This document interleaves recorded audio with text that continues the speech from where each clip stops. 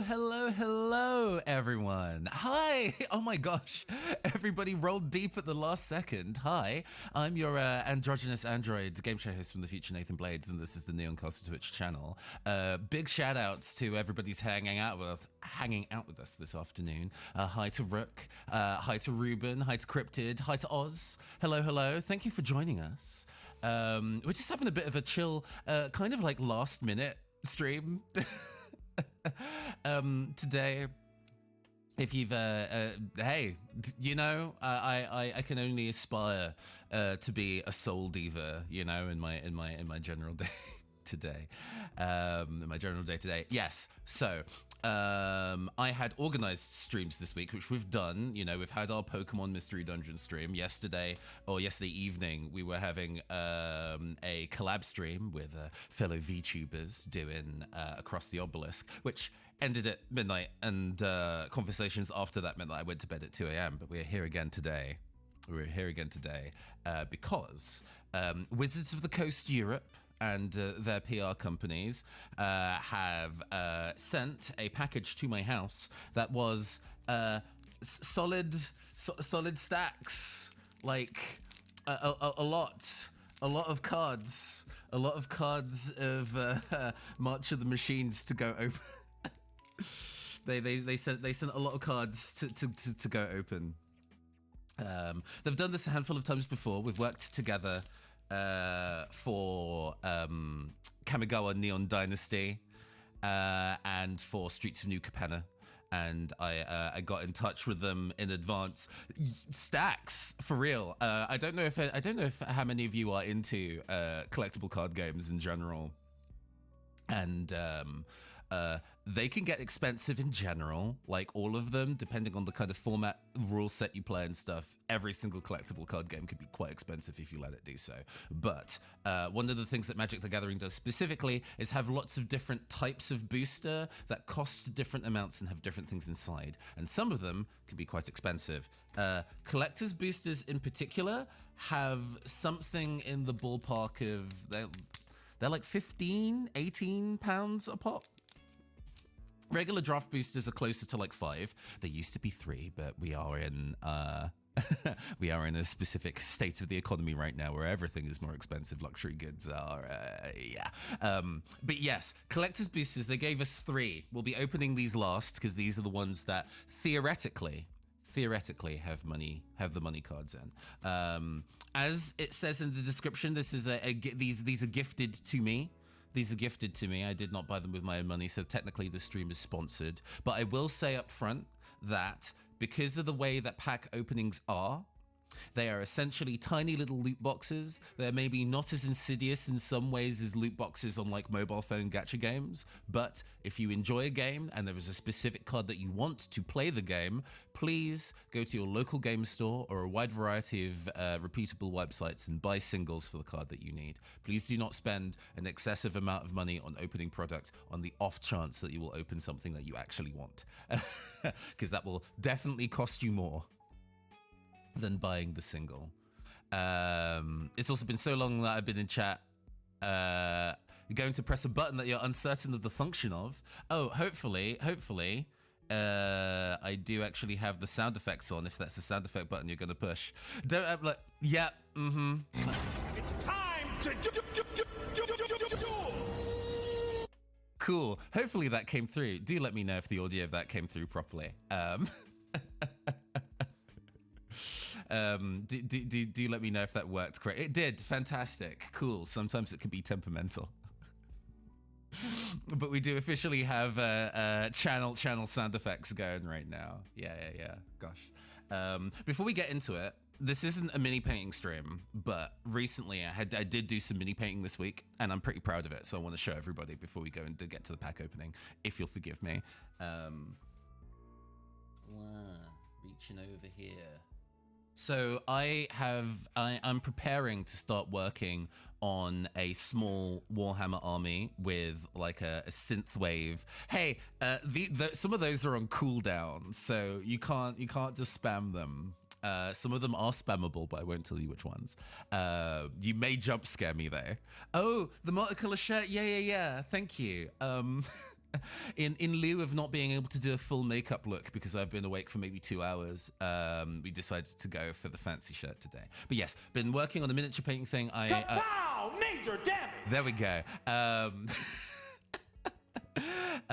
I am preparing to do like a synthwave themed like robot army for Warhammer Kill Team, and that's pretty difficult.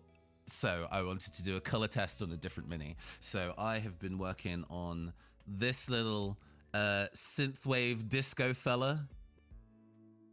I will change the camera over so you can see him up close. But I've been working on this. This is good. I really enjoyed working on this. There was some struggle bus in there, but gender, both the shirt and the mini. I aim to please. I know what gender is. I fully understand the endless eldritch mine that is gender. But yes, we're gonna go and squish this over here. Whoop. So we can see the large number of packs open, and we can give you a close up of the mini. The head is actually different from what the mini is supposed to have, but I really wanted the disco afro head so badly. I thought he looked sick. It's pretty rough in places, but I really wanted to experiment with the gradient from magenta through to orange and yellow, and exploring the blue and doing the highlights in like a teal and the shadow tones in a purple, and seeing how that would turn out. This came out a little darker than I had intended, but it is a pretty useful experiment for how it went as a whole. And I painted all of the, I had did the base spray of this some time ago, you know, like getting the rattle cans and spray painting it purple, and then doing a light gray midtone, but painting on the highlights and then fully putting all the colors on, I did actually in one sitting over the course of, I think I started around 6 p.m. and finished a little bit before 10 p.m. So it did take me something in the ballpark of 3.5 to 4 hours to paint this guy, but I did it all in one sitting, and I was pretty happy with it. I may actually go back and do some finishing details, but I just wanted to show you that I am continuing to go and paint and finish minis as we go, and I'm enjoying the process therein. I've mentioned, I think in a different stream, I think I mentioned last week when I did a mini crafting stream, that next weekend, specifically for me, Monday the 1st, Warhammer Fest is going to be going on in the UK, and their convention event has a hobby makers challenge, where they essentially give you a whole bunch of plastic sprues, paints, and some tools, and say, have fun, nerd. And I am so looking forward to that. I'm not necessarily like in when it comes to Warhammer, but I really enjoy the process of making minis, and some of the sculpts of minis that they have these days are real fucking cool. So I hope that I get to make something cool as well. Right, I'm gonna have to do a brief music audio thing because you can hear the BGM, but I can't, and I really don't want to do like a 2-hour stream in complete silence. So give me a second. Whoop.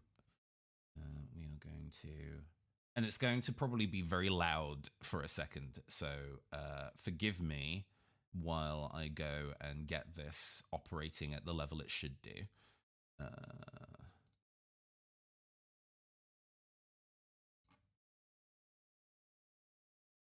Brace your ears. Headphone warning. There we go. That wasn't too bad. Hopefully I didn't blow your ears out immediately. Check, check, check. 1 2 1 2. That's pretty good in my ears and yours. Oh, that was a pleasant volume. Yeah, I'm sorry. But we got it there. We got it there. Do let me know if it's too loud or too quiet, and I'll continue to wiggle it. Oh, sure. But okay. It's nice now too. Good. Right, with that out of the way, we'll we'll start with the draft boosters first. So draft boosters, if you don't know, this is what Magic the Gathering is, right? Like historically, if you opened a booster pack of Magic the Gathering cards, you would be opening a draft booster. The arrangement of cards in here specifically is designed for organized play, so you can actually play with these functionally right out of opening them. You can either play sealed, if you don't know already. Sorry if I'm explaining a card game thing you already know, but for those who don't know, sealed format is being given 6 of these bad boys.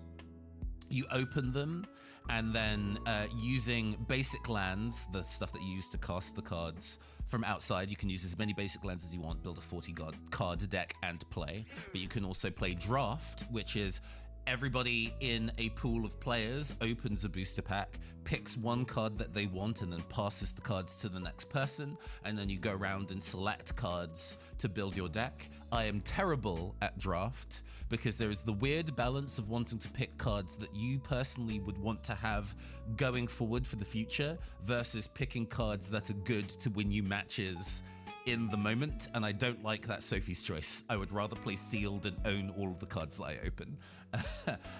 But people have different feelings about different things, so it's to your taste. But yeah, these are essentially the basics of pack openings, and we have 1, 2, 3, 4, 5, 6, 7, 8, 9 to open. So we're gonna go through those. I'm gonna open our first one. That sound effect. That rustle of cards being opened. Okay, cool. Put that to the side. Whoops. Okay, we're going to be going through. We'll do my best to explain. We're also going to make sure... Actually, that's a pretty readable focus. Do you let me know if I need to adjust the focus on the camera, but that should be okay. Mirren Bane Splitter. This is an equipment, so you can attach this to a creature to get a special effect. It's flash, so you can cast it on your opponent's turn. When Mirren Bane Splitter enters the battlefield, attach it to target creature you control immediately. You don't even need to pay the equipment cost the first time you play it, and it gives character +2 strength and 0 toughness. Nice. We have Alabaster Host Sanctifier. So the theme of this particular expansion, for those who are not currently across the deep lore of Magic the Gathering, to give you the rundown, there is a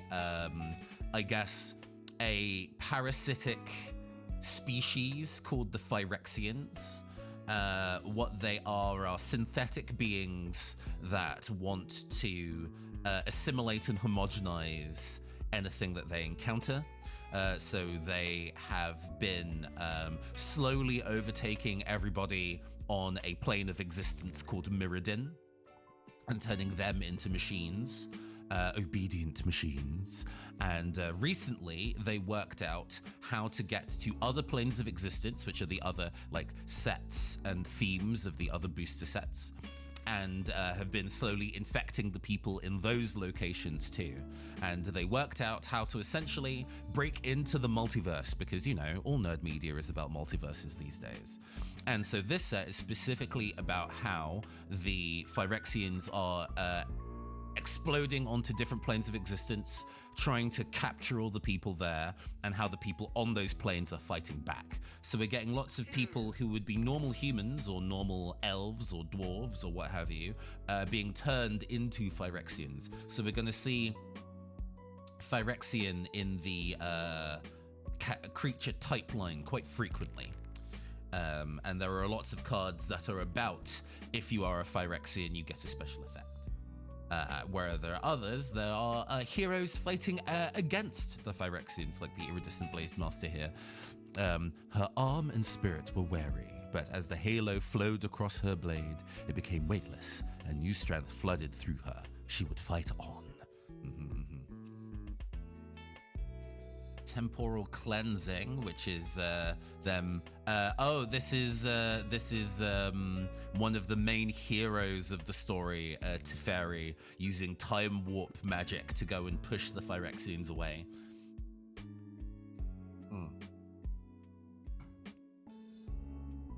Lots of Magic the Gathering cards have lots of different keywords involved.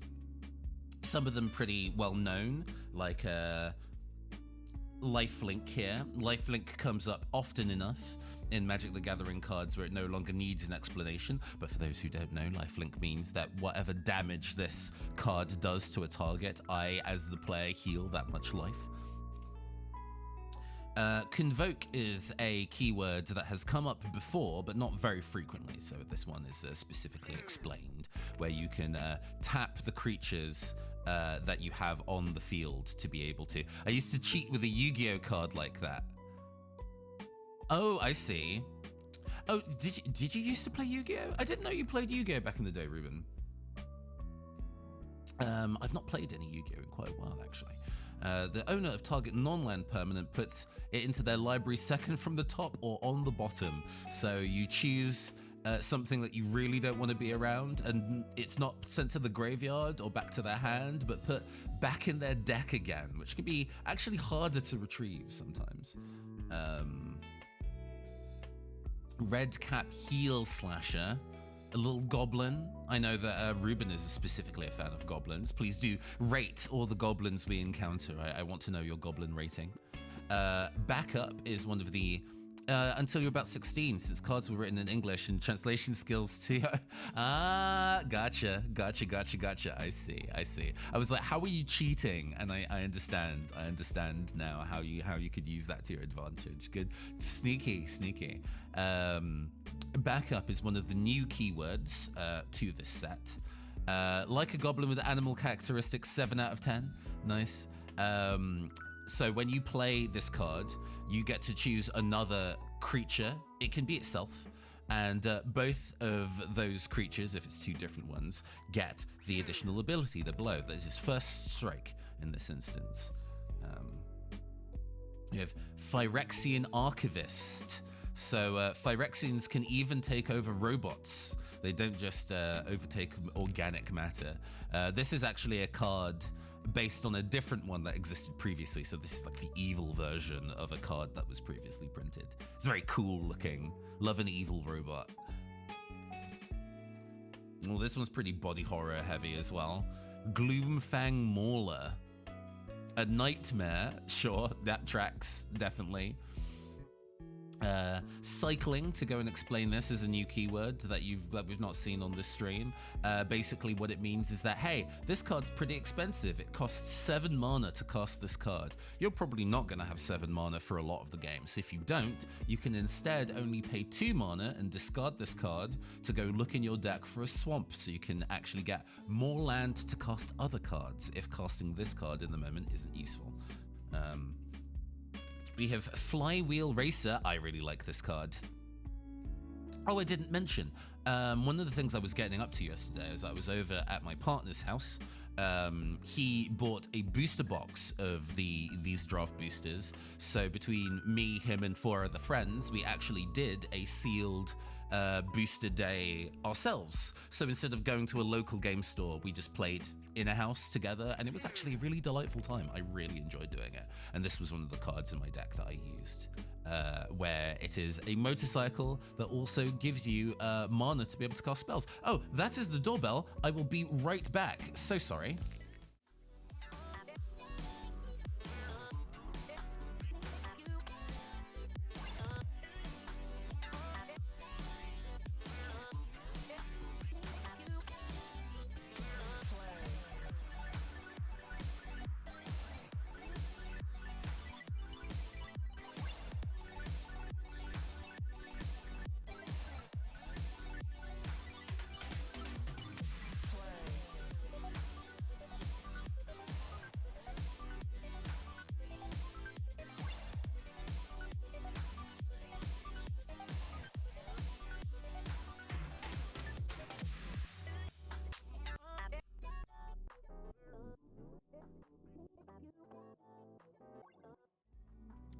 Hi, sorry about that. Doorbell to the apartment building went off and I needed to go let somebody in. Resuming what we were doing. Tiller of Flash, another Phyrexian card. You'll see that the Phyrexian cards have this kind of like metallic body horror vibe going on. Very like exposed sinew effects on a lot of the Phyrexian cards, which looks pretty cool.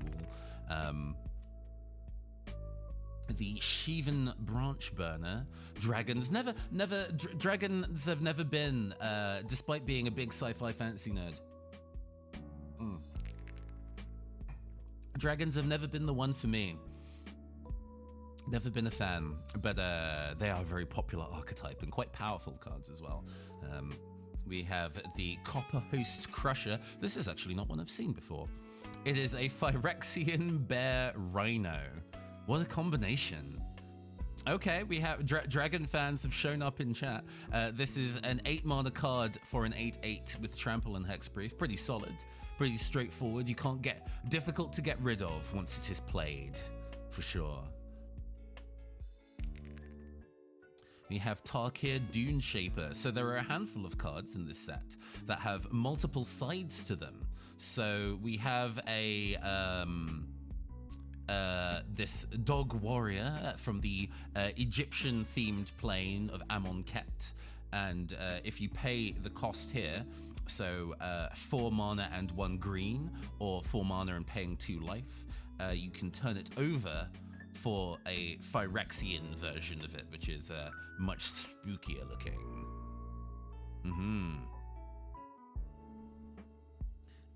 One of the big things that this set introduced to Magic the Gathering is a whole new card type. Battles are a new card type that were introduced in this particular set. So this set is a throwback to yes, very much so. It is the idea is that the Phyrexians have specifically invaded so many, if not all, of the previous locations, and in each location, those people are fighting back against the Phyrexians to get rid of them. Battles, to explain what they do. When you play it, you then choose an opponent. So if you only have one opponent, there's obviously only one person you can put it to. You can't place it on yourself, but you place this card in front of them like it's a creature that they own. And then you can directly attack it rather than a player. The amount of damage that you need to do to it is in the corner here, 5. So once you've done 5 damage to this battle, you've defeated the battle, and you flip it over, and it does something else. It turns into something else. So this one turns into Deluge of the Dead. When Deluge of the Dead enters the battlefield, create 2/2 black zombie. Create 2/2 black zombie creature tokens, and you can pay 2 and a black to exile target card from a graveyard. If it was a creature card, create a 2/2 black zombie creature token, so you can make more zombies if you manage to defeat this battle. The battles are quite interesting, Rick, actually. They do something when you play them, so it's not like one of the things that people were initially really wary of was no, you get that. So you play it. What you're essentially doing is like placing a item crate on the opponent's field, and then if you break the item crate, you get the item inside. That's generally how it works in my head. But damage that you are doing to battles is not damage you are doing to your opponent. And some people feel that battles have to have really powerful effects to justify the fact that you're attacking these and not trying to win the board state by attacking the opponent. So all battles tend to do something when you play them on this side, even before you transform them. So this one, for example, when it enters the battlefield, target creature and opponent controls get -13 until end of turn. So essentially for 4 mana, 2 black and 2 colorless, you can immediately kill a creature, and then for 5 additional damage, turn it into something that makes zombies. And that might be super useful for your game plan, or it might be slow. It kind of depends on what the battle is and what your own strategy is. We're moving into some of the rarer cards that we have here. So battles would be great in a politics deck, goading opponents to gang up on someone else. Yes, indeed. I do believe that if allies attack a battle that you play, they don't get the effect. I don't think they get the effect. I think the person who owns the battle gets the effect, but you can definitely make a circumstance where people might be focusing their things elsewhere, or telling somebody like, hey, we can turn the game around if you help me defeat this battle, that kind of thing. You can also kind of play it in a way of kind of diverting things away from yourself. Rona Sheoldred's Faithful. A handful of the cards in this set have special alternate artwork depending on the plane that they come from. So cards from Dominaria have this kind of cool stained glass treatment. And that is it a multi-face one? It isn't. No. Cool. And then we get a land, a dual-colored land, excellent for mana fixing, and a token that we can use. If we have a card that generates treasure, we can play a treasure token. All right, with all that out of the way, we did a pretty slow pack opening. Let me go through this one a little faster. Over that. Okay. We've seen a temporal cleansing already. Coming in hot. Target creature gets +1/+0 and gains first strike until end of turn. A combat trick. Attacking into something where you're maybe not strong enough to kill them, and then using this card as an effect to deal that additional damage. Alabaster Host Intercessor. This is another Phyrexian card having infected a person. One of the samurais from Kamigawa.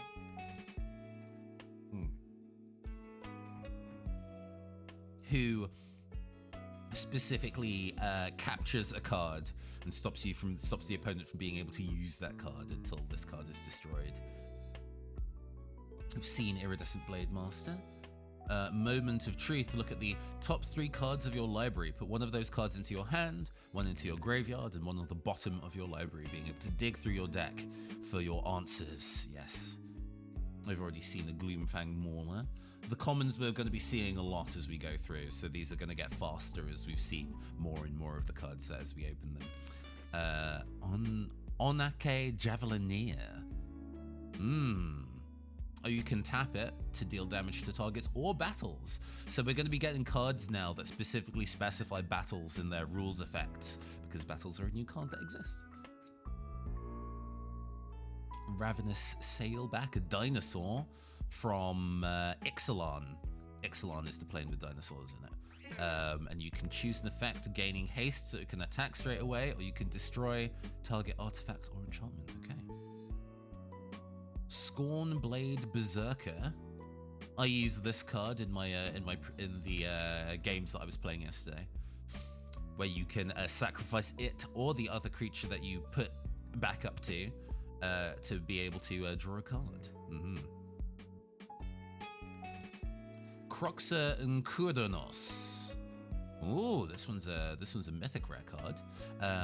Some of the creatures we're going to be finding, some of the legendary rares we get, are going to be team-ups of existing characters. So Croxa and Kunoros are different legendary creatures from Theros, which is a Greek mythology-themed plane. And they team up and combine their colors and also combine their effects. So the effects here do something of the 2 separate cards that come together and do one thing as a whole.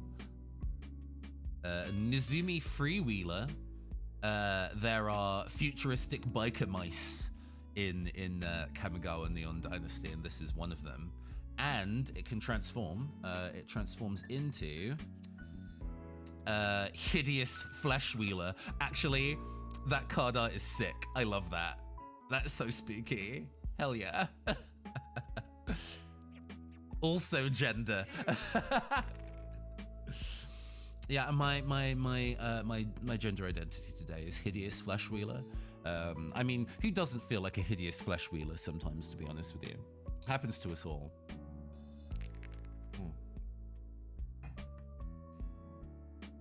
We have another battle here. Invasion of Zendikar. Each of the battles is a different plane. So we had Innistrad previously, and Zendikar is a different one here. Enters the battlefield, search your library for 2 basic lands. So it's land fixing. And then what does it turn into? it turns into Awakened Skyclave. On Zendikar, the kind of like land can turn into like living elementals and attack people.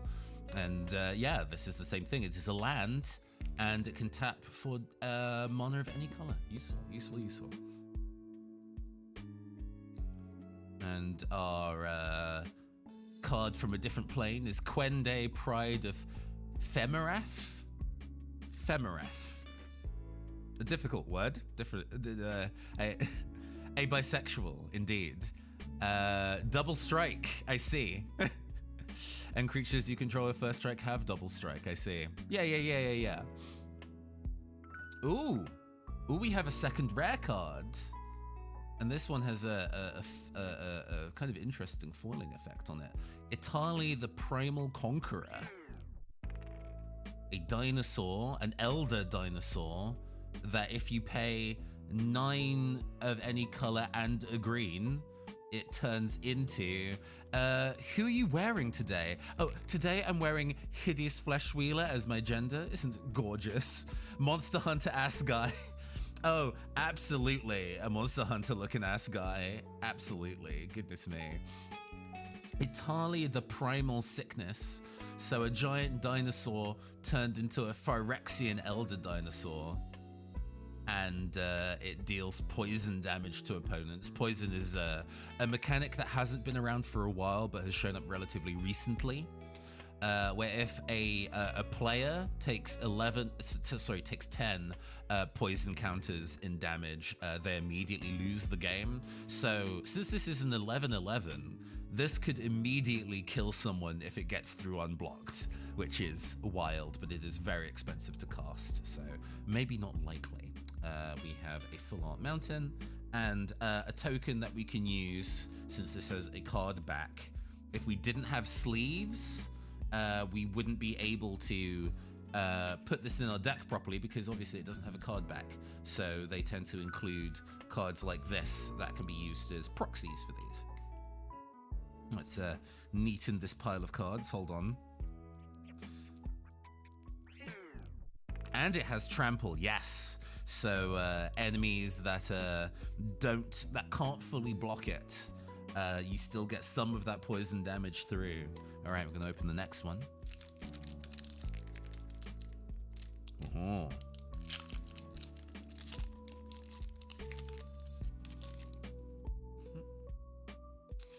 We have a Timberland Ancient. I wonder how old Timberland is these days. He kind of made his career making music for like Nelly Furtado and Justin Timberlake, but I do wonder what he's up to these days. That Timberland is spelt differently though. Disturbing Conversion. Ooh, that's a fun thing to say. Enchant creature. When Disturbing Conversion enters the battlefield, each player mills 2 cards. To mill cards, it's removing cards from the top of your deck and putting them into the discard pile. Enchanted creature gets -X/-O, where X is the number of cards in the controller's graveyard. Ah, I see. We have Ral's Reinforcements. Timberland is working on a new album? I didn't know that. I mean, sure. His work with JT was pretty iconic. The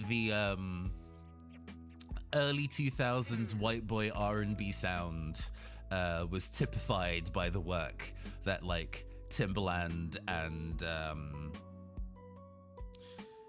oh gosh, Pharrell Williams did for a lot of those pop acts back then. I have a soft spot for that kind of energy. We have Sigilled Sentinel with another backup effect, giving targets vigilance. Fertilid's Favor. This is a common, but it's actually really good. Target player searches for a basic land card, put it onto the battlefield, tap and shuffles, and then you put +1/+1 counters onto another artifact or creature, so you get to land, fix, and make one of your creatures stronger for 4 mana is actually really good. The times where opponents played this yesterday, I'm like, ooh, actually, I have to pay attention to this. This is pretty good, pretty serious. Ichor Drinker, a Phyrexian vampire. Even though this Phyrexian has, they've been turned into a spooky half machine. I gotta say, they still make all the vampires hot, so good on them. Appreciate the work. Aurore Folney, thank you for your hard efforts. Me when I'm thirsty. We have Skittering Surveyor, a tiny little guy. Enters the battlefield, you may search your library for a basic land card, reveal it, put it into your hand. Okay, yeah, useful.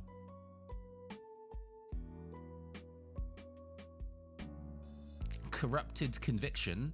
It only costs 1 black mana, but you do have to go and sacrifice a creature, and it lets you draw 2 cards. This was pretty useful. I definitely got lots of good use out of this. Surge of... Ooh, this is cool art. You and permanents you control gain hexproof, meaning you can't be targeted by opponent spells. Excuse me, until end of turn. Prevent all damage that black or red sources would deal to creatures you control this turn. Okay. Phyrexian Gargantua with a tiny little torso inside. Very anime mech energy. And we're getting into the uncommon cards here. Botanical Brawler. Enters the battlefield with 2+1/+1 counters on it. It has 0 power and 0 toughness, so it does need those counters. Whenever 1 or more +1/+1 counters are put on another permanent you control, if it's the first time that happened this turn, Botanical Brawler gets stronger. Ooh, that's very good.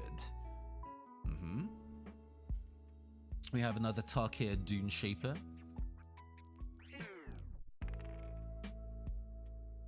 We have Invasion of Ixalan, the multicolored dinosaurs plane.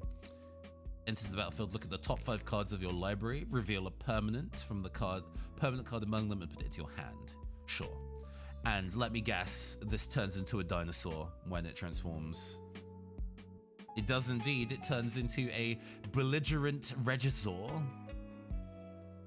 Whenever you cast a spell, it gets indestructible until end of turn. Big dino. Oh, we have... what a name. We have Goreclaw, Terror of Calcisma. Wow. Big creatures cost less to cast. Whenever they attack, creatures you control with power 4 or greater get +1/+1 and trample until end of turn. Big angry bear. Your this doesn't feel like your Persona, Rook. Your Persona feels like it would be much more of a soft bean than what this bear would be offering.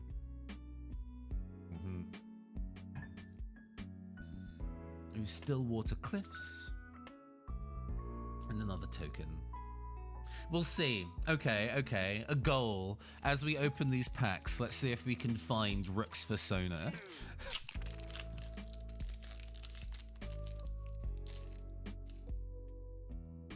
We have an Arachnoid Adaptation. Gaining Spider Mode. Deploy the Blight Widows. Rankle's Pests. Should make for a delicious meal. Ooh. We have a Tidal Terror, a 5/6 giant octopus. You may tap 2 other untapped creatures you control and cannot be blocked this turn. Okay, yeah. We have a Hanger Scrounger, a pilot from Kaladesh, which is a South Asian themed steampunk plane where they make like machines out of filigreed brass. It's a really pretty set, actually. I really like the aesthetics of Kaladesh. We have Aerial Boost, which gives a creature +2/+2 and flying. Sure. Expedition Lookout, a Merfolk Rogue. As long as an opponent has 8 more cards in their graveyard, Expedition Lookout can attack as though it didn't have Defend and can't be blocked. I actually have a commander deck that is all rogues and ninjas that makes the opponent put cards in their graveyards. This might actually be a pretty good fit for that. I might see if I can fit this in to that 100-card deck. We have a failed conversion. Oh, so the Phyrexians tried to transform a person and failed. We can enchant a creature, it loses power and toughness, and when they die, you can look at the top 2 cards of your library. Sure. Inspired Charge. This is pretty simple. Just gives your creatures additional strength and toughness. This has won me games before, though. Powerful card. A Halo Forger. Ooh, very pretty. Black-blue fairy rogue. I mean, this is everything. I love the fairy archetype. And black-blue are my favorite colors to play in Magic, so this might be pretty good. You may pay X. When you do, you may cast target instant or sorcery card with mana value X from a graveyard, any graveyard, not just my own, without paying its mana, and exile the card. Oh, that's good. All right. Yeah, no, definitely make use of that. Marshal of Zalfir. Big Knight makes other knights stronger. Solid card. And an Ancient Imperiosaur, rare for this booster, has Trample and Ward. Ward is a keyword that used to be new but is now commonplace. Ward means that it can't be targeted by spells or abilities unless the opponent pays the cost, in which case this is pay 2. Enter the battlefield with +1/+1 counters run of each creature that can affect it. Oh, okay. We have a Kenra Spell Spear. Yet another doggo that transforms into Gitaxian Spellstalker. Oh, that looks cool though. Gosh, it has a whole bunch of abilities. We have Invasion of Ulgrotha. Ulgrotha is not a plane that I'm familiar with. Again, with the gender. I mean, options. The Phyrexians are probably gender for a lot of people, and I can understand. Magic the gendering. When Invasion of Ulgrotha enters the battlefield, it deals 3 damage to any other target, and you gain 3 life, and it transforms into Grandmother Ravi Sengir. Oh, so this is Sengir is one of the factions of vampires in Magic the Gathering. So Ulgrotha must be the location from which the Sengir vampires came from, I see. Grandmother Ravi Sengir. And we also have Tetsuko Umezawa. Ah, it's me. Ah, sure. Are you? Is this your persona then? Do you feel that you are flying, and you would gain +1/+1 counters? Hey, Fungus Punk. Hello. Thanks for hanging out with us. No worries, but no, I hope you've been well. How you doing? How's your weekend going? Tetsuka Umezawa. This is a card that I am semi-familiar with. Oh yeah, creatures you control with power toughness 1 or less can't be blocked. Pretty good. I like the artwork for this as well, actually. Very cool. The stained glass effect is very nice. We have a foil Protocol Knight, Tranquil Cove, and a token. Nice. Yeah, we're stuck into opening booster packs. Hey, Geester, hello. How you doing today? Hey, I've not been pulling big bombs yet. I don't think. I think there are some particularly rare cards that we could maybe run into, but we do have some of these collector boosters. So we'll see if this will give us some really rare cards. We'll see. I think I remember when my weekend's going fine, very relaxed, using the stream as a bit of background noise while you paint. Sorry to be an enabler, but as we say, if there's a card that you want, if there's a card in here that you like and you would want to include in your deck, if you are in the financial position to, please buy singles. Rather than buying massive booster packs on the chance of gambling. I don't want to introduce wanton gambling if we can help it. Cut Short, a very useful removal of opponent's cards. What are you painting today, by the way? Always enjoy it when other cheap singles in your yeah.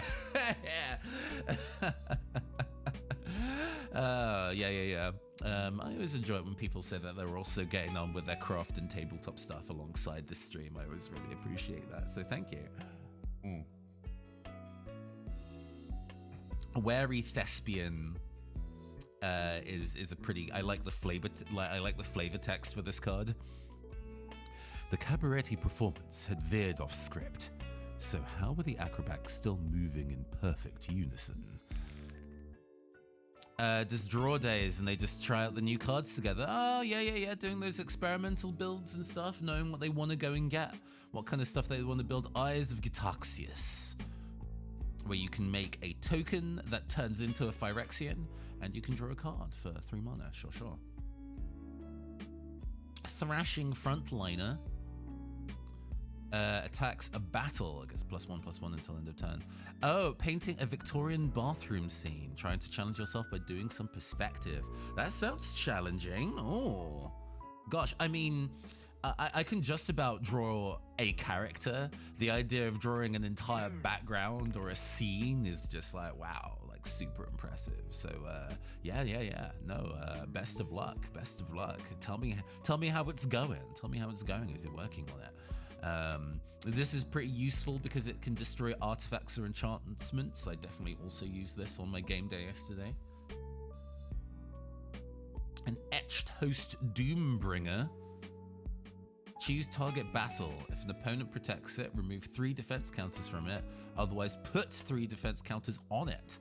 Oh, so if somebody's placed a battle in front of you, you can make it harder to defeat. That's interesting. Okay. Negate is a pretty classic card. This has been reprinted a bunch of times. If somebody's casting a non-creature spell, you pay 2 mana and say nope. A Bladed Battle Fan. An equipment with flash. When Bladed Battle Fan enters the battlefield, attach it to target creature you control. That creature gains indestructible and +1/+0. Don't know what's happening to still know what's happened to the Spell System CG cards from the early 90s. Yeah. My partner apparently had been playing Magic the Gathering from way back and had lost or given up most of his cards from back then, but has gotten back into it now. And it still has cards from like 2008, 9-ish maybe, but a lot of them have been lost to time. Wicked Slumber, tapping 2 creatures, sure. A Collective Nightmare. Night fell all at once. Sure.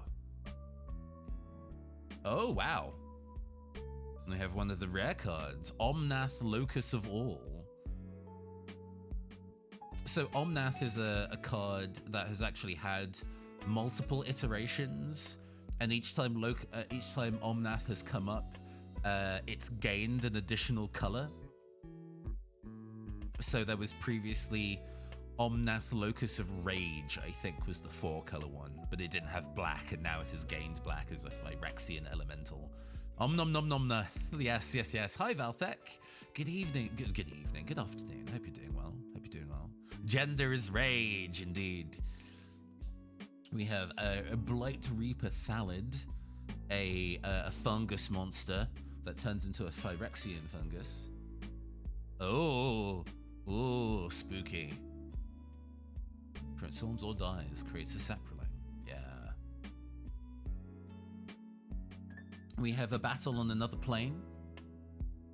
Ah, yes, a card specifically for Fungus Punk. They knew. Invasion of Vryn. This is another, a pretty obscure plane. Draw 3 cards and then discard a card. Sure. What does it turn into? It turns into an overloaded mage ring, which, sure, we're not going to... Oh, Vryn is where Jace is from. I see. I'm not super in on the deep lore. I tend to only really be familiar with what's printed on cards, and especially what's printed on cards of sets that I have played. So there are definitely gaps in my Magic lore. But okay, this is Jace's home plane. Copy target spell you control. Okay. We have Valduk, Keeper of the Flame.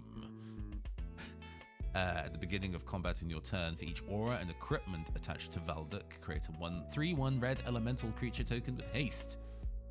Okay, okay. At the beginning of combat every turn. Oh. And we have another land and a token for Terry. Oh yeah, the stained glass alternate art, really pretty, really pretty. There's a bunch of alternate art styles that some of the cards at the back have. We've mostly seen the stained glass ones, but there's some very, very cool ones. There's a bunch of Art Nouveau ones based on the Ravnica plane, and if I pull any of those, I'll be really happy because they are all genuinely beautiful. Realm Breaker's Grasp. Preventing creatures from attacking or blocking. Very useful. Wildwood Escort, riding on a giant fox. Enters the battlefield, return target creature or battle card from your graveyard to your hand. And Stasis Field. Sure, it just changes their base power and toughness and makes them easy to defeat. Sure. Aki Scrap Chomper. We have another goblin, a Phyrexianized goblin made of like living black steel. Very ominous.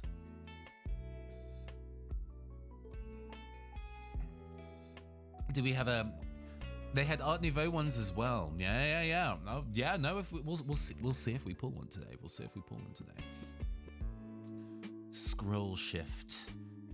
Oh, if you look closely, this person's hand is turning into the reams of paper. That's cool. Exile up to one target artifact, creature, or enchantment you control, and then return it to the battlefield. Oh, it flickers a card and then draw a card. That's neat. I love the Mirren goblins. They all look like they're having a great time, Phyrexian or not. Sure. Yeah. I mean, goblins in general tend to look like they're having a good time. Deadly Derision. Destroy a target creature or planeswalker, create a token. Sure, useful. Removal. Kithkin Billy Raider. Hey, you know you're having I know that you like to have a good time, Sheila. Eyebrow waggle. How are you doing? Good afternoon or good morning for you. Hope you're enjoying your morning coffee. Kithkin Billy Raider was one of the cards that an opponent had and immediately was very intimidating. So double strike means, as the name would suggest, that the card attacks twice. Which on its own means that it only does 2 damage, and you're like, well, you know, that's not a big deal. And then if you give it any power at all, then another bisexual, hard agree. If you give it any power at all, it can get really scary. I ended up taking a good 18 damage in one game from this one card, but fortunately I had some life gain, so we was able to keep it going, but otherwise I would have gone stomped. It's been a busy weekend, finally have a morning and a day off. Gonna celebrate the spouse's birthday this evening. Tell your spouse congratulations and happy birthday, and I hope they have a fabulous birthday and you celebrate with good cake. Always like to have good cake. This card has been very, very popular. For the artwork, the kind of like a Renaissance style painting that this has made this a very, very popular card, even though it's just an uncommon, distributing 4+1/+1 counters. Jason Rainville has been pretty active on Twitter, posting about the process of making the artwork. There's a really, really cool photo that he took where he is doing all the poses and the composition and compiling it together. Yeah, made with the explicit homage to Renaissance art. There's also, it's been a while since I read the thread, but they were also talking about some other more contemporary artists who have a very, their sense of depth is intentionally really flat to give a really specific effect. So that which has been reflected here as well, like the light. Usually in an artwork like this, you would use the brightness of the target to suggest the level of depth that it is from the viewer, and that's intentionally ignored here to kind of give a very mural effect of all the characters. It's very cool. He also went hilariously over time budget by going extremely hard. Yes. We have Furnace Rains. Gaining control of target creature until end of turn. Useful, useful. Nahiri's Warcrafting. Ah, so this is our rare for the booster. Deals 5 damage to target creature, planeswalker, or battle. Look at the top X cards of your library where X is the excess damage dealt this way. Okay, so if you do more than last hit, if there's excess damage, you can look into your library, exile one of those cards, and cast that exiled card this turn. Ah, all right, nice. We have Order of the Mirror, who transforms into Order of the Alabaster Host. Again, Phyrexian monster design, real cool. Look at that, hell yeah. That's like I've been playing a lot of Heart, the tabletop RPG with Ruben, and this feels like a very Heart style enemy. Yeah. Another battle, Invasion of Amonkhet. Yeah, for real. Enters the battlefield, each player mills 3 cards, and each opponent discards a card, and do I draw a card? Oh, totally Heart's aesthetic. I'm so glad there are multiple people here who are familiar with Heart as a game system. It's really cool. It's one of my favorites now. This turns into a Lazotep Convert. A zombie who's been encased in this kind of like a blue mineralistic plating. You may have Lazotep Convert enter the battlefield as a copy of any creature card in the graveyard, except it is a 4/4 zombie in addition to its other types. Ah. In any graveyard too. We have another stained glass card here. Shanna Sisay's Legacy. This is the conversation that Bolus's plan would actually work. Yeah. I think the idea here is that if you've been Lazotep-ified, you can't. You're not part of the. You're severed from like the Phyrexian kind of effect. But yeah, no, I like this stained glass too. There are. I've noticed from Dominaria a large number of black characters from Dominaria, which is great. And considering how old Dominaria is as a location, it's like one of the first locations Magic the Gathering had. Props to them for having so many POC characters who are like named legendary characters. That's sick. I like that. I appreciate that. We have an Oculus Whelpen, an Eye Dragon, a Phyrexian dragon. And just the lands and token. Cool.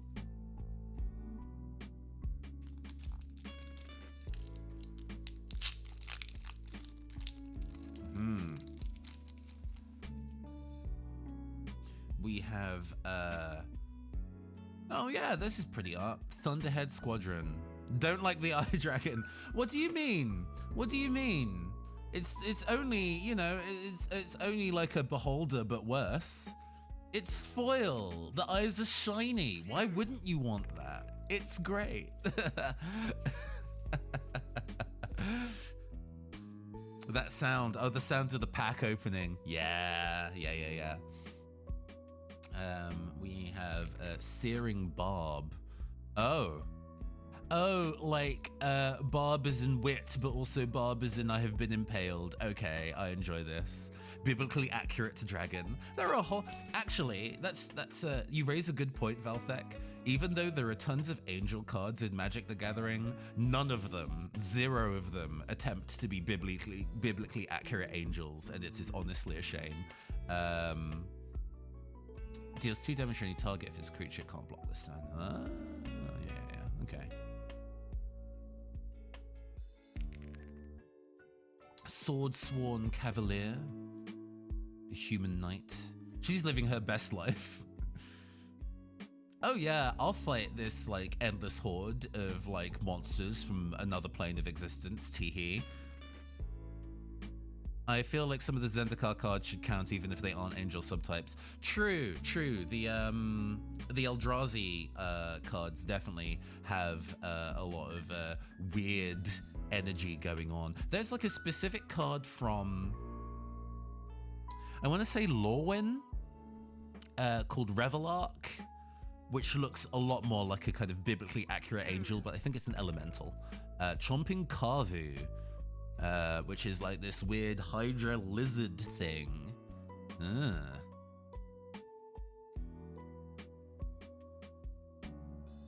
Some of the Kami too. Bracella, Voice of Nightmares. Yeah. Oh, some of the old school Kami designs were really cool. Very body horror heavy. Consuming Aetherborn. Ooh, I like the color palette on this. The peach kind of going through to a midnight blue. Very cool. I dig that.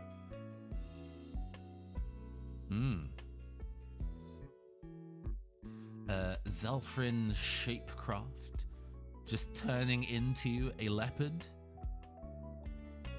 Yeah. You literally, the spell effect turns them into a leopard. Gotcha. A flitting gorilla. Not a gorilla, a gorilla. Another fairy rogue. So this could go in one of my rogue decks. When Flitting Gorilla dies, each player mills 2 cards. Then you may exile Flitting Gorilla. When you do, put target creature or battle card from your graveyard on top of your library. Recycle another card. All right. A Golden Scale Aeronaut. A dwarf pilot with flying. Very pterodactyl themed kind of glider. Very cool. The Corruption of Tawashi. Tawashi is one of the locations in Kamigawa. You can tell because it's still a very cyberpunk themed artwork. Enters the battlefield, incubate 4, so create a very, very large Phyrexian. Whenever a permanent you control transforms, or a permanent enters the battlefield under your control transformed, you may draw a card. Do this only once each turn. Okay. We have a Fearless Skald. A dwarf berserker. This is from the Norse-themed location, I think. Kaldheim. Another bisexual has entered the fray. I should be keeping count of how many of these cards are bisexuals. It's important. It's for the deep lore. Pile On is our rare for this set. Destroy target creature or planeswalker, surveil 2. Berserk a good friend of mine, Tab Kimpton, who's like a comic artist, did a whole bunch of like sexual identity pins that were like different weapons. So it was a berserker and a pandemonium. God, I can't remember all of them, but they were really good. Oh no. But there were a whole bunch of pins with that kind of like punning on them. Berserker is very, very good. Etherblade Agent.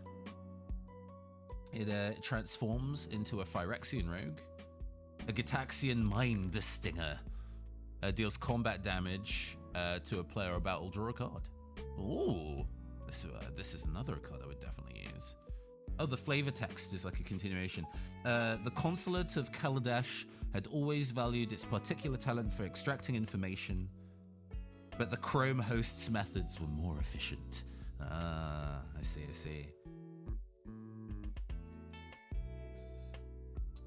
We have Invasion of Urgamon, which definitely sounds like a Digimon of some kind. You create a treasure token and discard a card. Okay. And it turns into a Truger Cliff Charger. Just a rhino. Did you miss any goblins? There was a goblin. Let me recover goblin. It seems there might be a limited number of goblin, but let me recover goblin for you. It is important. Where is it? It was this booster. Oh yeah, Aki Scrap Chomper. A dark steel goblin. I invaded a whole plane and all I got was this lousy rhino. I mean, some of the other rewards for flipping a battle over. 3 out of 10. 3 out of 10 for that goblin. Finn the Fang Bearer. This is some old school fucking art. This makes me think of like AD 2000 comics, like Judge Dredd style, blood and guts comic energy. Whenever a creature you control with Death Touch deals combat damage to a player, that player gets 2 points encounters. Oh, it's strong as well. This is from Teatime. And then a land and a... All right, we're almost done with our draft boosters.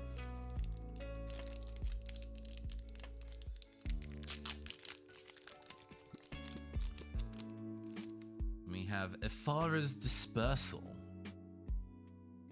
This is one of the gods from Theros, the blue-white god from Theros.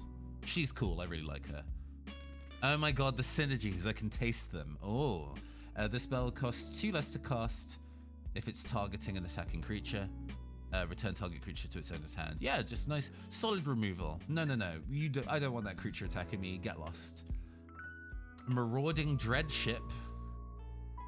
Just a boat that has turned into a more...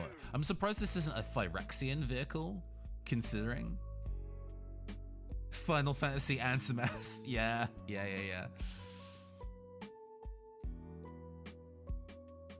Love that as a concept. Just a living angry boat. We have a Bola Slinger. This Leonin, this cat soldier. We have Cosmic Hunger. Target creature you control deals damage equal to its power to another target creature. Oh, sure. Yeah. Making the children fight. The girls are fighting.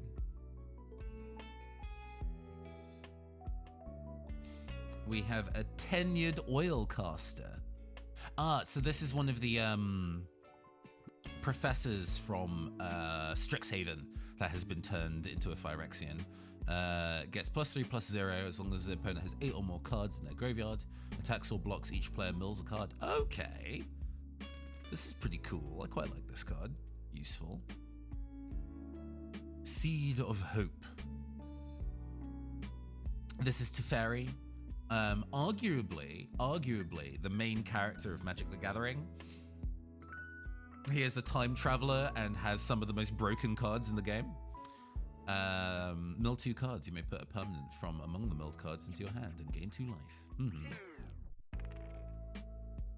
Traumatic Revelation. Ah, yes. So, one of the storylines for Magic the Gathering prior to this set is this character here, Chandra, and this character here, Nissa, are planeswalkers who have over time fallen in love with each other.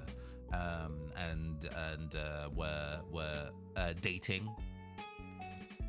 One of the books that was released a while ago, the author of the book specifically put in a paragraph that said that Chandra wasn't interested in Nissa and was more interested in burly men, and everybody went, "You're lying. That's a lie that you've told. There is so much already pre-established discussion between these characters that they have a crush on each other. Why are you making them straight now?"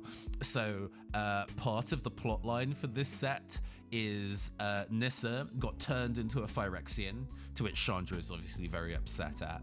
And the power of love not only restores Nissa from the Phyrexian state, but actually destroys the Phyrexians at all. The fact that they get to kiss is what solves the problem of the set. So let it be known, lesbians be powerful. Lesbians be incredibly powerful. We have Change the Equation. Another modal card, countering target spells. Nice, useful. Quite cheap as well. We have a Tangled Skyline. Love that as a concept. I mean.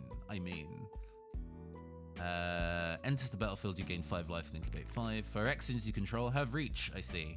Let's go, Transbians! Clap, clap, clap, clap, clap. Let's go.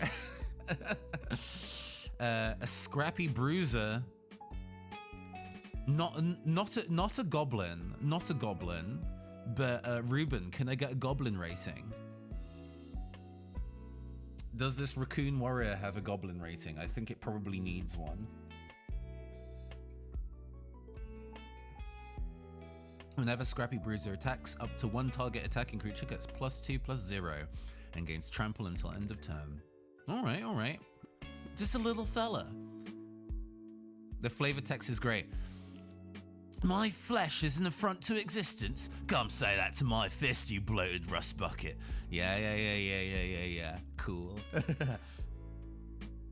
Oh, this is one of the chase rares. He's just Kung Fu. Oh my god, he is. Very good, he's Kung Fu for sure. This is one of the chase rares because it's in the alternate art, Elish Norn. So, Elish Norn has shown up in a handful of sets, but has usually had like a descriptor or a class. You know, Elish Norn, Mother of Machines or whatever. But this is her ultimate form, so she doesn't need a subtitle. It's just Elish Norn. Whenever a source an opponent controls deals damage to you or a permanent you control, that source's controller loses 2 life unless they pay 1. I can pay 2 and a white and sacrifice 3 other creatures, exile Elish Norn, and return it to the battlefield transformed. And the transformation on the other side, the Argent Etchings. So this is an enchantment that every turn does a different effect. So initially it incubates 2 5 times. Oh, and then transforms them all into Phyrexians. Creatures you control get +1/+1 and gain double strike until end of turn.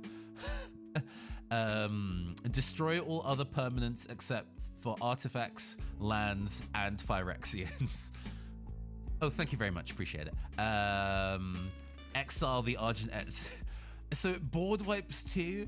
Oh my god. This card's good. This card's very good. And it's the alternate art. All right. We're going to have to see if we can use that in something. We have Invasion of Mercadia. Build your own army. Indeed. Enters the battlefield to discard a card if you do draw 2 cards. That's not a huge deal, but what does it turn into? It turns into Kyren Flamewright, who is, this is a goblin apparently. Surprisingly noodly for a goblin. Discard a card, create 2 1/1 blue and red elemental creature tokens. Creatures you control get +1/+0 and haste until end of turn. All right. And we get another mythic in this pack. We've been very lucky. We get Kenrith, the Returned King, in the fancy alternate art. I own the previous printing of this card, but this is a new artwork for it. The Eldraine border is very pretty, actually, I must admit. Excuse? We have yet another Phyrexian that has entered the fray. Gin-Gitaxias Core Augur. Very lucky. At the beginning of your end step, draw 7 cards. Opponent's maximum hand size is reduced by 7. Your hand size by default is 7. It is very expensive. It costs 10 to put it into play, but that's very mean. That is very mean. Oh my god. And then a land and an incubator. Okay, cool. Oh, pulled some very good cards from that one. That's some of the best cards we've pulled yet, actually. Some of the best cards we've pulled yet. We'll see if we'll top it, though. Moving on to our last draft booster. Is Flash Boost can slap this bad boy down on the opponent's end step and make them discard everything. Yes, indeed. We have Cyber Cryptomancer. So I really like the Moonfolk cards, and I really like the Ninja cards because I've been building a commander deck around them. And it turns out that there are 2 cards in this set that make Moonfolk Ninja, and they are the first Moonfolk Ninjas to exist. There were no Moonfolk Ninjas previously. The flavor text of this is fucking hilarious. Good luck getting through a class 7 proxy ward creep, which is such an old school like internet meme. I believe it's even specifically a 4chan meme. Wild that 4chan could have a reflect on modern pop culture in such a fashion. But yes, love this card. Hell yeah.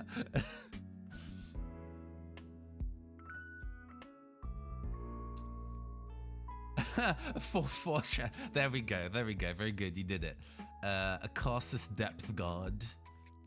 Powers 5 or greater, it can attack as though it didn't have defender. Okay, sure. We've seen an Alabaster Host Sanctifier already. A Converter Beast.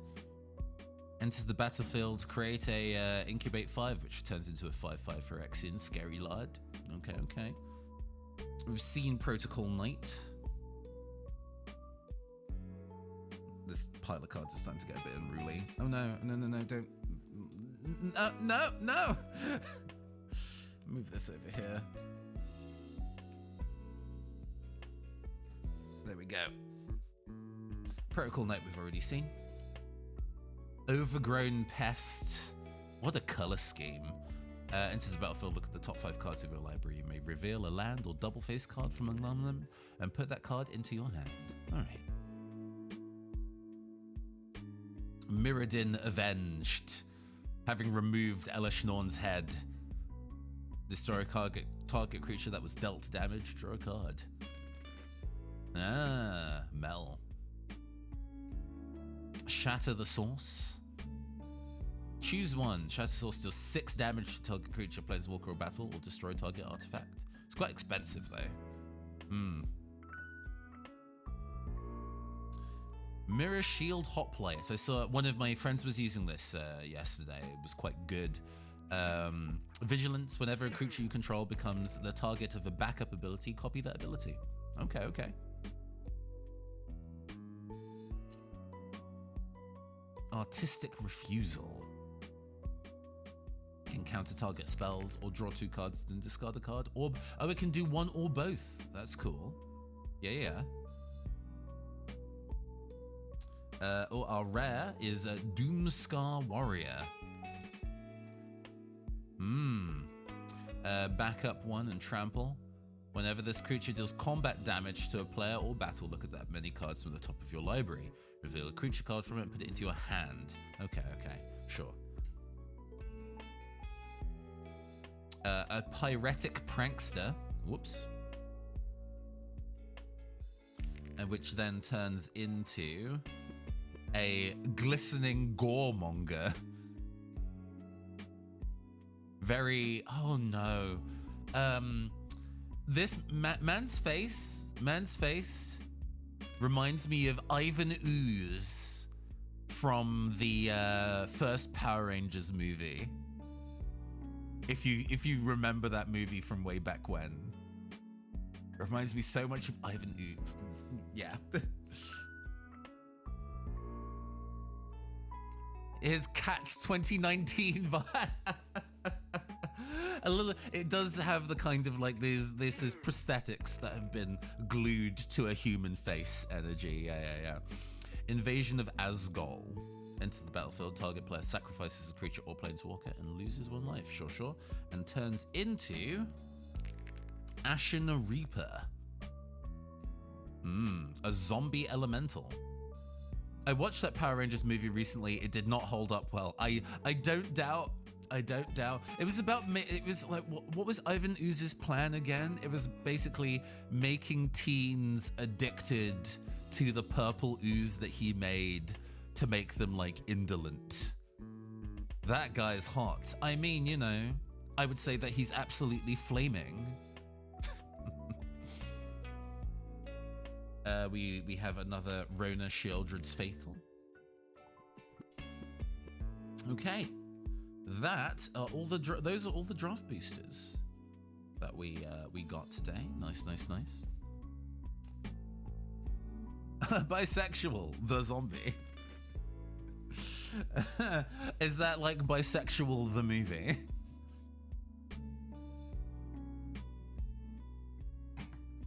Now, quick pop quiz for the chat. What would you do?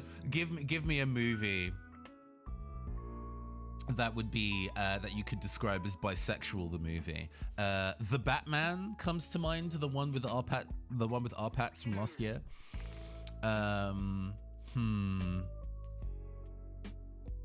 Trying to think of another good example, and now I've immediately forgotten all movies that ever occurred. Men in Black 4 had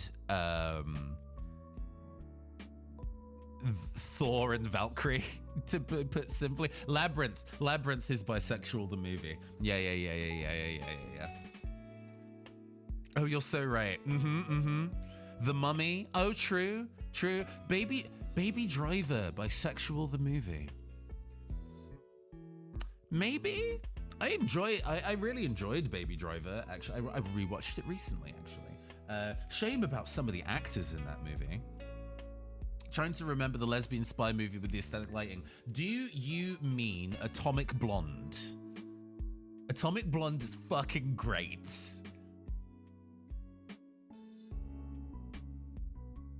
Got it in one. Yeah. Atomic Blonde is sick. That's such a brutal film. There's a bit where they the lead fights a dude in a stairwell for like 10 minutes. They go up and down the stairwell into somebody's apartment, out again, and it's one consistent shot with no cuts. And oh my god, wait, hold on. Baby Driver 2? There's gonna be a baby. I would love a Baby Driver 2. Holy shit. I didn't realize Baby Driver 2 was in the making. I'm not usually I'm not the kind of person that gets excited for sequels very much, but the experience of Baby Driver without having to have the moral compunctions about the actors. Toddler Driver, there we go. Honestly, that movie's got some of the sickest fight choreography and is very bisexual, and that is a very bisexual quality. I can only understand that, yeah. So we have I will leave it up to the chat. In fact, I will make a poll for it. Give me a second. We have two different types of boosters that we can open next. We're going to make a new poll. What do we open next? And we have Set and Jumpstart. And we're going to go and give it a minute. Start that poll. Cool. So, set boosters are essentially more expensive versions of draft boosters. These are designed to have alternate arts in them, whereas jumpstarts have more cards in them, and they're designed where you open two boosters together, and then you can play with just two boosters together. And I'm happy to open either of these first. Let me know which ones you would prefer. Currently, Jumpstart is in the lead, but we do have additional time to get your votes in. Baby Boss Driver, miserable, hate it.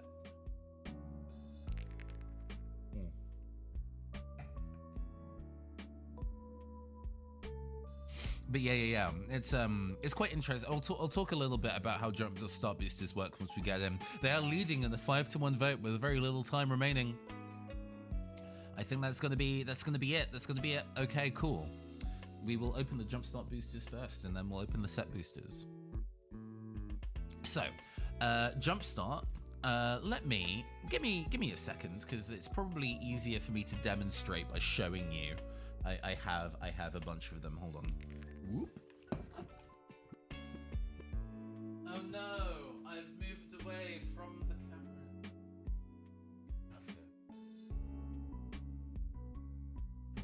Okay. So in like 2020 or 2021, Magic introduced something called Jumpstart, which was specific boosters that have 20 cards in them. They look like this.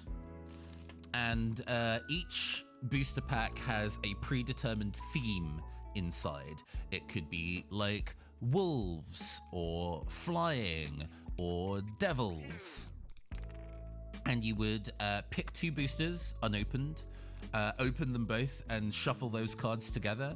And then they had the correct amount of land in them to be able to make a 40 card deck that's playable with no other bits and pieces, which is very cool. One of the things that people talked about a lot about the various different types of magic booster that are available is that if you don't know what they are or what they do, it can be very difficult to buy the right product that would let you play a game straight away.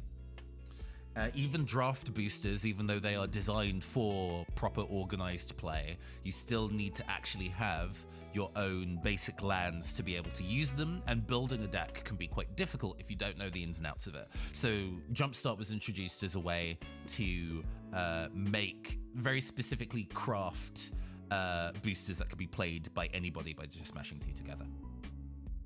Jumpstart 2021 did so well. What they started to do is that for some of the regular releases, so like March of the Machine or Dominaria, or what was another one that had one? I think the most recent Innistrad also had Jumpstart boosters, where they would take a curation of some of the cards from that set and then make them a 20 card set. To be honest, these are not as elegantly crafted as Jumpstart 2021 or 2023. They did it again in 2023. Those two, specifically, they designed entirely new archetype collections from scratch, both from lots of different eras of the card game and inventing some new ones for a really kind of like specifically tested and well-rounded product. And as I understand, these are much less finely curated. They do have a dedicated color each, but just in case you are interested in playing Jumpstart with your friends, because I do recommend that as an excellent way to get into playing Magic the Gathering without having to worry about opening product that you might not know what to do with. See if you can get the Jumpstart 2021 or Jumpstart 2023. They're just called Jumpstart without like a set name attached to them. You can use these as well. That's not saying you can't use these. It's just that the cards that these offer are less curated, if that makes sense. Sorry, that was a lot of words. Got a lurk? No worries, no worries. Thank you for lurking. So what we're going to do is that we're going to open them in sets of 2 and see what kind of deck we would end up building with these.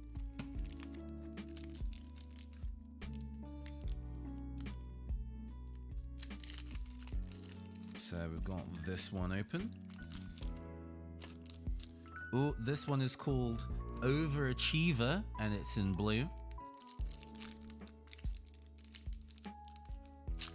And this one is called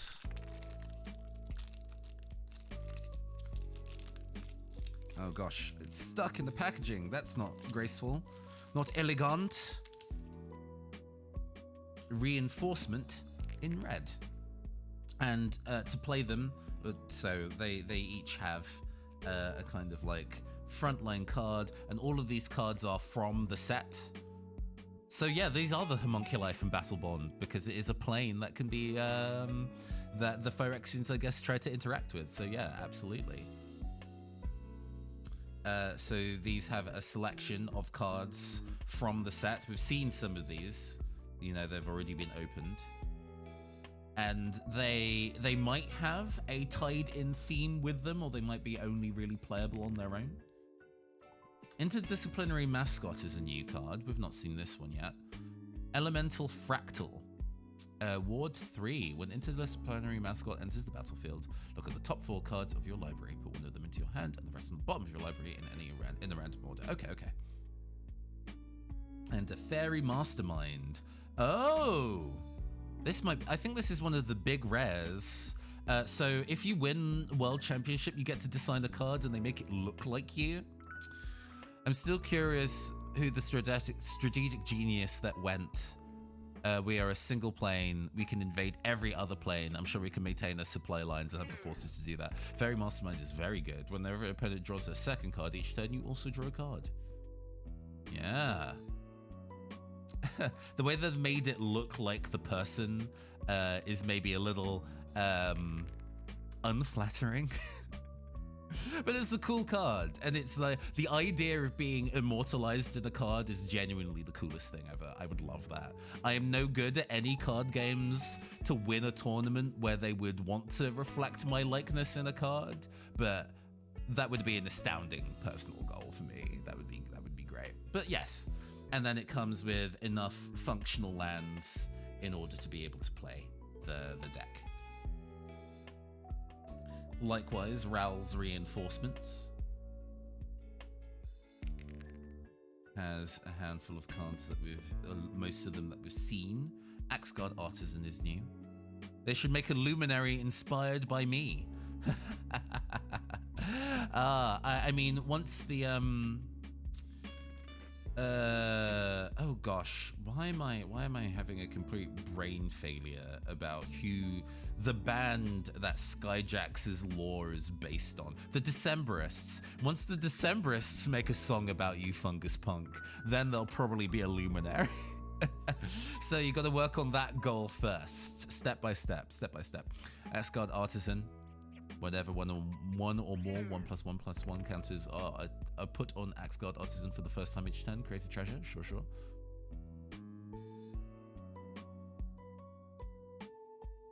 Orthian Hero of Lava Brink. Create a token that's on the way to the studio right now. Hey, you got to make it a mission.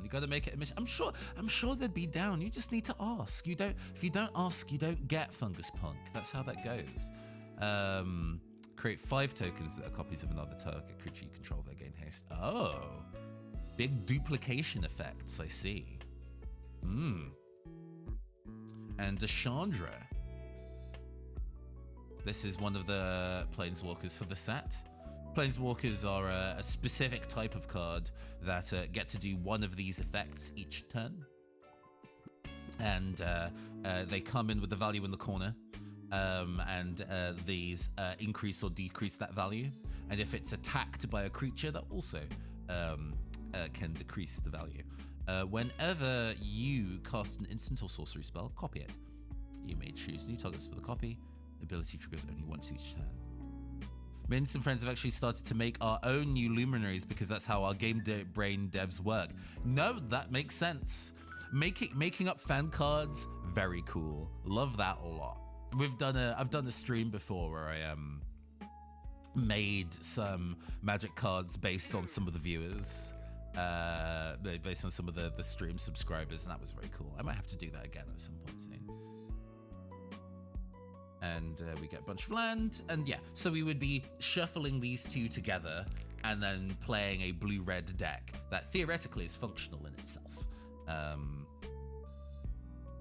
If you particularly like, one of the things that, because these are designed to be combined with other jumpstart like boosters in any kind of combination, something that I've taken to doing is when I play jumpstart with friends, is I have these like small booster boxes that are designed to kind of hold that number of cards.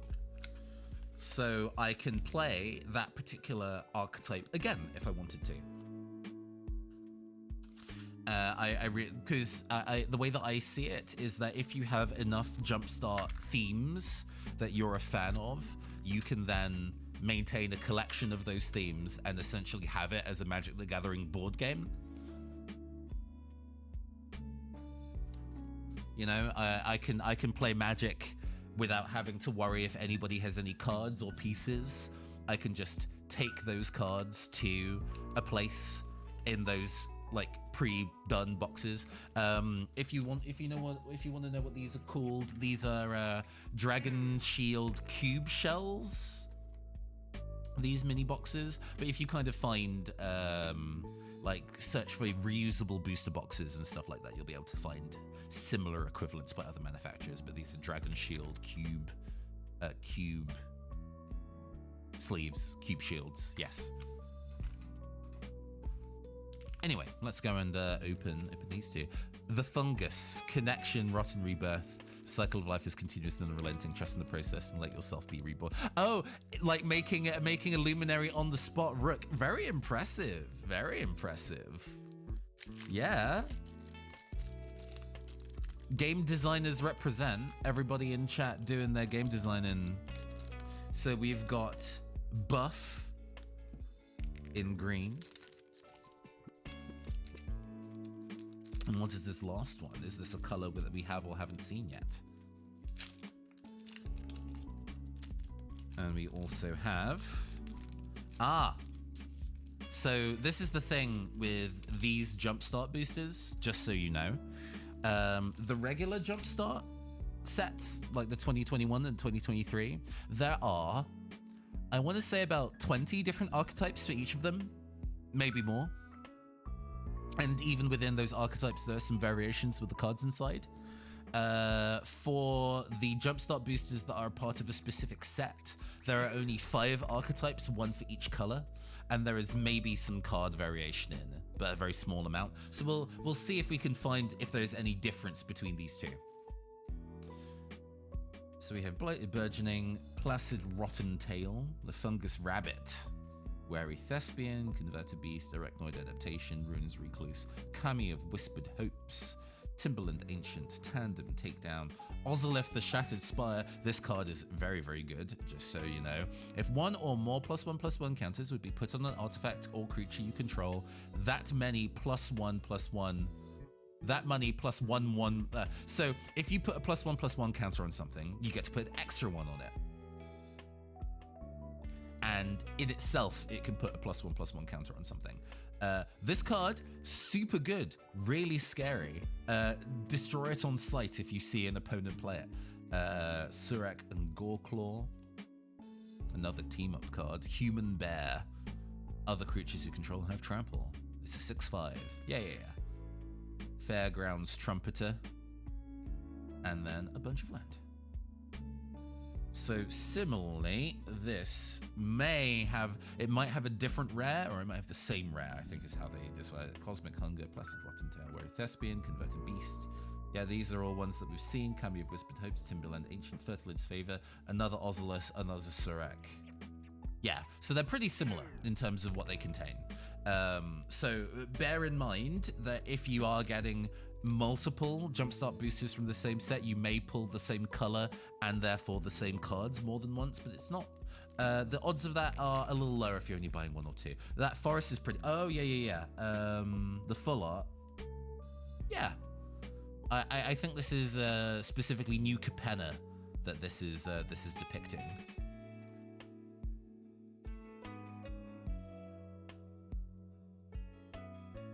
Okay. We've got the we've opened the jumpstart boosters. We've opened the draft boosters. Now it is time for the set boosters. We were only given 2, but there is solid chance that we might be able to pull something fancier from these than from a regular draft booster. Still only a chance. Excuse me. So not guaranteed. Not guaranteed.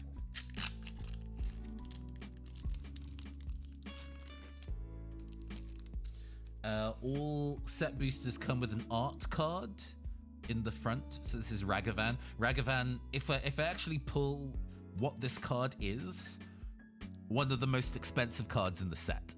One of the most expensive cards in the set in terms of resale value. If we pull that, we'll be in startlingly good standing for cost. We also get foil lands. We get some commons. So it's not all uncommons and rares and mythics. We do get some commons and set boosters. Trailblazing Historian is a new card. Haste and gives another creature haste. Coming in hot. Tandem Takedown. I think this one's also new to us. Up to 2 target creatures you control get +1/+0 until end of turn. They each deal damage to their power to another target creature, planeswalker, or battle. Surge of Salvation. Herbology Instructor. That Treefolk Druid that turns into Malady Invoker. Big spooky Treefolk. How dare you leave before my lesson is done? Oh, yeah. We have Invasion of Muragunda. Oh. Fights creatures. Sure. And it turns into a Primordial Plasm. An Ooze. And our rares in this booster is a Yargle and Mutalani, or Multani rather. Is a very expensive cost, but it is an 18/6. I've heard much about you from my daughter, Mulan rumbled. There was a time when I'd balk at your aid, Phantom, but she has shown me the merit in Urborg's strange ways. Said Yargle. Indeed, indeed. We got another Shana Sisei's Legacy. Oh, we've got a new one. Captain Lannery Storm. A pirate. Haste whenever Captain Lannery Storm attacks, create a treasure token. Whenever you sacrifice a treasure token, Captain Lannery gets stronger. And another flitting gorilla in foil. Okay. We'll see, we'll see, we'll see. We might open something good in this one as well, we'll see.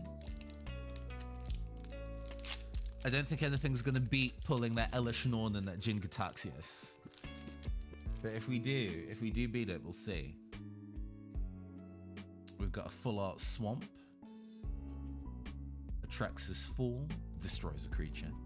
Vanquish the weak. Ichor Drinker. Another wary Thespian. A Fearless Scold. A Mirror Shield Hoplite. Another Order of the Mirror. Another Invasion of Zendikar. Radha, Coalition Warlord. Another stained glass art. All these thespians. Pride LGBT. Hey. Lots. There are multiple canon queer couples from the set where a thespian is from, actually. Whenever Radha Coalition Warlord becomes tapped, another target creature you control gets +X until end of turn, where X is the number of basic land types among lands you control. Sure. We also have a Progenitor Exarch. Enters the battlefield, incubate 3X times. Oh, sure, because it's an X cost. That has to be the same amount, by the way. So that would be 2 or 4 or 6, so on and so forth. Wolf Lich. A cat cleric, I guess. But yeah. Same kind of energy. And a foil Shivan Branch Burner. Yeah, nothing too rare. Nothing too rare in those set boosters. But as we move on to the very expensive, thanks again, once again, for Wizards of the Coast EU for gifting me these items to open, because there's no way I could afford to go and buy even really one of these sensibly myself. So thank you for giving me 3. Not that I can't buy one at all, they're just quite expensive for what they are. But yes, thank you very much for gifting me these. We're gonna go and change up the tune. Let's put an Argon Slice for this. I know the my loading music jam is a fan favorite, so we'll It's time to do. Perfect. Yes. Okay. Oh, these are a little fiddlier to open though. Want to make sure I do it without damaging the product inside, you know what I mean?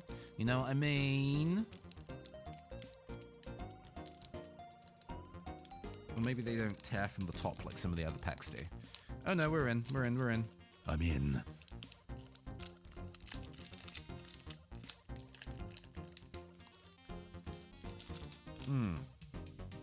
So all the cards in here at default will be foil if they are commons. So we have a foil Redcap Heel Slasher, a foil Mirrodin Avenged, a foil Aki Scrap Tromper, another foil Wary Thespian, a foil Etherblade Agent, which I'll use actually, with the other side as well, in shiny, a Zalfarin Lancer, which is a new card actually, we've not seen this one yet. Whenever another knight enters the battlefield under your control, it gets +1/+1 in vigilance until end of turn. A foil Invasion of New Capenna, which is not one we've seen yet. When Invasion of New Capenna enters the battlefield, you may sacrifice an artifact or creature. When you do, exile target artifact or creature an opponent controls, and it turns into, whoops, A Holy Frazzle Cannon. Whenever a crypt creature attacks, put a +1/+1 counter on that creature and each other creature you control that shares a creature type with it. Jesus. All right. Pretty good. That's a useful card. Full Art Foil Mountain.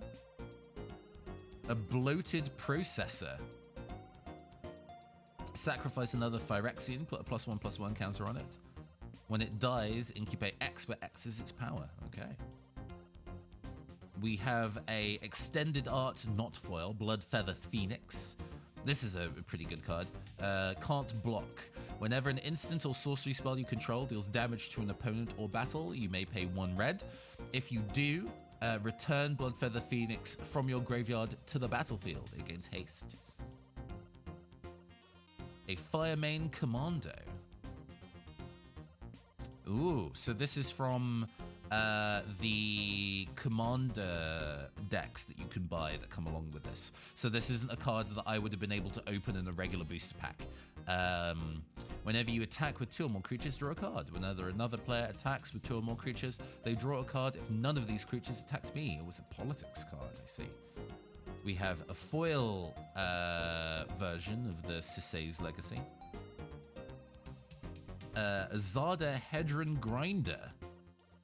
Not one I've seen yet. Whenever you cast an instant or sorcery spell that targets only this card, copy that spell for each other creature you control of that the spell can target. Sure. And we have an extended art in Nahiri's Way, Warcrafting as well, which we've seen. Ah, this is another new one. Taigam Ojutai Master. You get a grinder notification from this guy. What you do? I mean, it is a goblin ally, so I don't know how I feel about allies being on grinder. I'm glad you don't hate the existence of the app or the people on it, but that doesn't mean that you as an ally need to be on the app. I don't know why you would be there. But can we get a goblin rating, Ruben, since this is a goblin?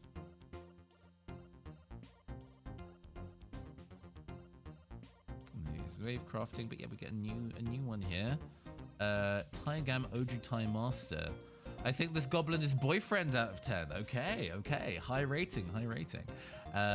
Instant sorcery and dragon spells you control cannot be counted. Whenever you cast an instant or sorcery spell from your hand, if Taigam attacked this round, that spell gains rebound, which I think means you can cast it again. Okay. Our next commander booster.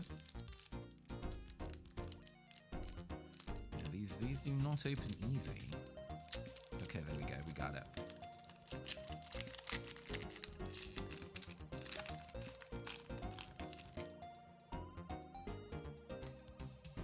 We have another Converter Beast in foil, a Sigilled Sentinel, another foil Oculus Whelp, a Scoured Barons, a Deadly Derision, a foil Halo Forager, so I get to put the blinged out versions of these cards that I was hoping to include in my deck anyway, which is lucky, an Artistic Refusal in foil, a foil Plains full art, Thalia and the Gitrog Monster, which is one of the other team-up cards. First Strike and Death Touch. You may play an additional land on each of your turns. Creatures and non-basic lands your opponents control enter the battlefield tapped. And whenever Thalia and the Gitrog Monster attack, sacrifice a creature or land and then draw a card.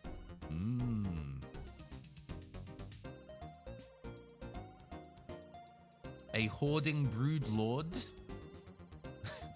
Which is definitely describing a kind of person on the internet. Enters the battlefield, search your library for a card, exile it face down, then shuffle. For as long as that card remains exiled, I may play it. Spells you cast from exile have Convoke. Okay. Path of the Pyromancer. This is another one that you can only get from a commander deck otherwise. Discard all the cards in your hand. Add 1 red energy mana for each card discarded this way, then draw that many cards +1. The Planeswalk effect.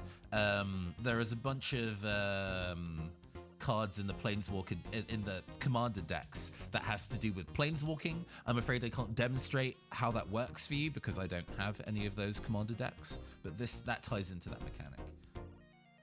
The foil version of this Monster Hunter ass looking fellow. We have a foil Rayav Master Smith, a dwarf artificer. Foil bisexual has entered the chat, indeed. What a mighty beard. Good beard. Whenever a creature you control that's enchanted or equipped with attacks, that creature gains double strike until end of turn. With Heliod, the Radiant Dawn. Heliod was one of the gods in the Theros era, but it's one that can transform. It transforms into Heliod, the Warped Eclipse. You may cast spells as though they had flash. Jet Set Radio! Hey, thank you for the raid, the Dupus. Hello, how you doing today? How you doing? I have officially been duped. Oh my gosh. For those who do not know, I am your androgynous android game show host from the future, Nathan Blades. We've been. We're more than Thank you for the follow, Smoky Shake. Oh, yeah. There we go. Nice. Thank you. For those. we're more than Again, happy thank to you have for the follow, Messi Zandrew Burt. Welcome. Accepts duping graciously. We've been given a bunch of Magic the Gathering cards of the new set, March of the Machine, by Wizards of the Coast Europe. How much I styled my avatar after myself, indeed. My digital AI assistant does have some aesthetic similarities to myself, it is true. But we've been opening some of the boosters we've been given. Zuri Claw of Progress, ooh. Look at this fancy one. Whenever a creature with power 2 or 2 or less enters... Power 2 or less, I can read, gosh. Enters the battlefield under your control, gain an experience counter. Okay. At the beginning of combat on your turn, put X +1/+1 counters on another target creature you control, where X is the number of experience counters you have. I see. Very intense looking. What a cackling. That expression is definitely what I would describe as cackling. But the foiling effect is pretty, indeed. And an elemental token. Okay. Well, y'all have arrived for the very last booster pack we've been given. So let's get another music switch up.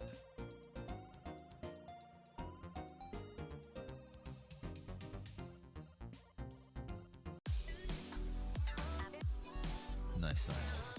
For our last booster, let's see if we open something super shiny. Everybody, are you giving me luck in chat? There is a one of the emotes, or one of the point redeems is a fanfare. Go and spam your emotes. Go and spam fanfare to the gods of RNG. Oh, absolutely. I know what I'm about.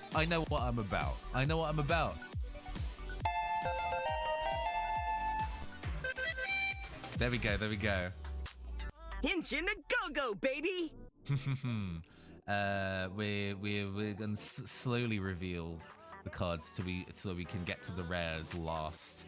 We've got an Urn of Godfire. We've got an Atraxas Fall. We've got another Etched Host Doombringer. Oh, yes. We've got a War-Trained Slasher.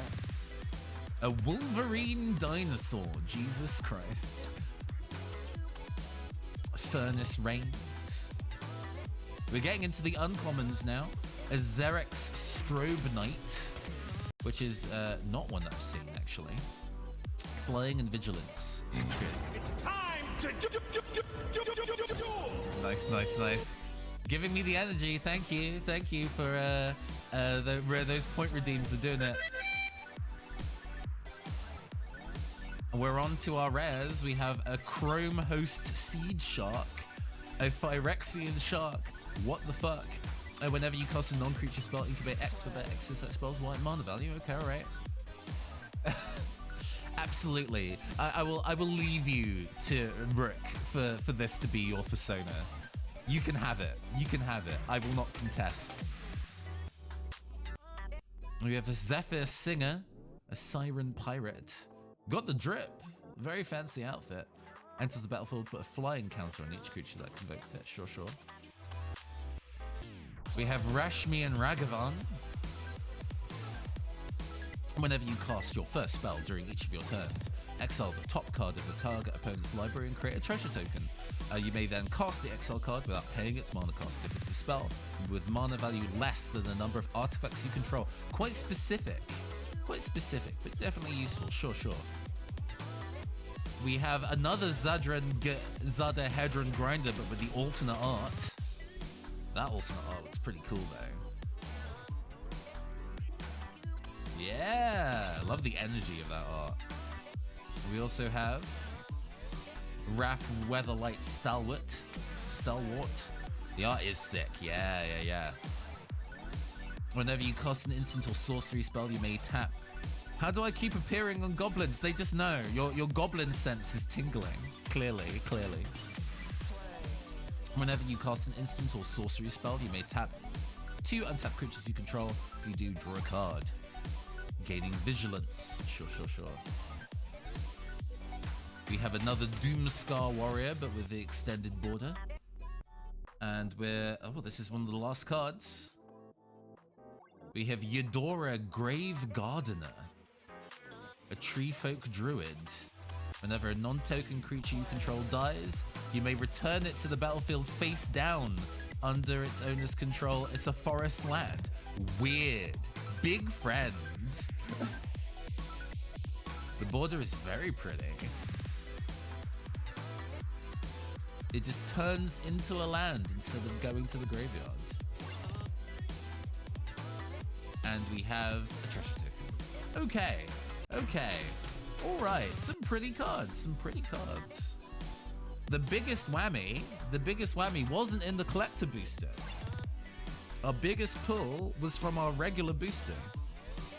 Which goes to show you don't necessarily need to be buying the really expensive boosters to be getting the really good cards.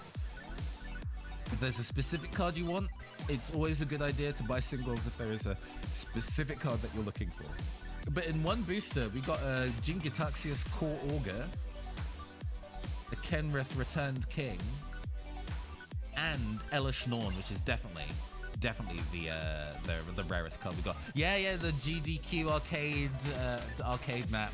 It is my general computing map. It does mean that I get paint and super glue on it a lot though.